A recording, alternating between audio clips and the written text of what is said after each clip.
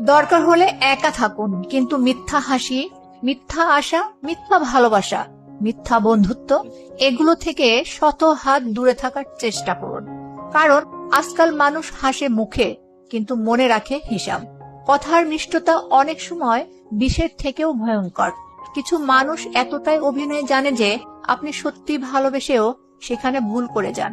একা থাকা কখনো শাস্তি নয়, এটা এক শান্তি, যেখানে মিথ্যার ছোঁয়া নেই। অনেক সময় নিজের সাথে নীরবে বসে থাকাটাই সবচেয়ে বড় আরাম। সবাই আপনার ভালোটা চায় না, কেউ কেউ শুধু জানতে চায় আপনি কেমন আছেন, কিন্তু মন থেকে নয়, কৌতূহল থেকে। তাই দূরে থাকাই নিরাপদ। যে হাসিটা একদিন আপনাকে স্বস্তি দিত, আর সেই হাসির আড়ালে লুকিয়ে থাকে প্রতারণা। সম্পর্কের নামে আজকাল লুকিয়ে থাকে স্বার্থ।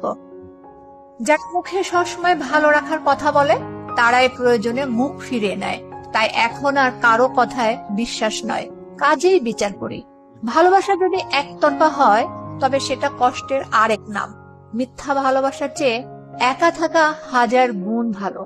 যখন কাউকে ভরসা করে ভেঙে পড়বেন, তখন বুঝবেন একা থাকা কখনো দুর্বলতা নয়, বরং সাহসের আরেক রূপ।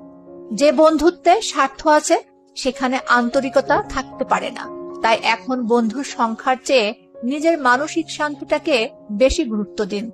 এখন শিখেছি, মানুষ নয়, পরিস্থিতি আসল শিক্ষক।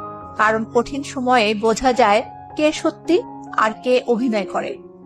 নিজেকে ভালো রাখতে হলে কিছু দূরত্ব জরুরি, কারণ সব কাছের মানুষ আপনাকে শান্তি দেয় না, কেউ কেউ শুধু ব্যথা দেয়। এখন আমি বুঝেছি, সত্য বলাটা সহজ নয়, কিন্তু সেটাই মনকে হালকা করে। মিথ্যা দিয়ে সম্পর্ক বাঁচানো যায়, কিন্তু শান্তি পাওয়া যায় না।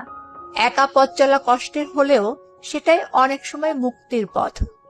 কম কথা বলুন, বেশি লক্ষ্য রাখুন, কারণ সবাই আপনার মনের কথা বুঝবে না।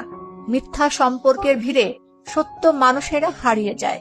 এখন আমি হাসি, কিন্তু কারণ নিয়ে নয়, শান্তি নিয়ে।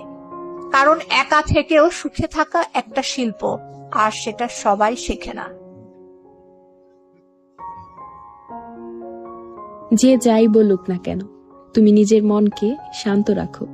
কারণ রোদ যতই তীব্র হোক না কেন, সে কখনোই সমুদ্রকে শুকিয়ে দিতে পারে না। জীবনে সুখী নদী নয়, সুখী সমুদ্র হও। কারণ নদী শুকিয়ে গেলেও সমুদ্র কখনো শুকায় না। আর সমুদ্রের মতো যখন তুমি নিজেকে অনেক সুখী মনে করবে, তখন কেউ তোমার শান্তি কেড়ে নিতে পারবে না।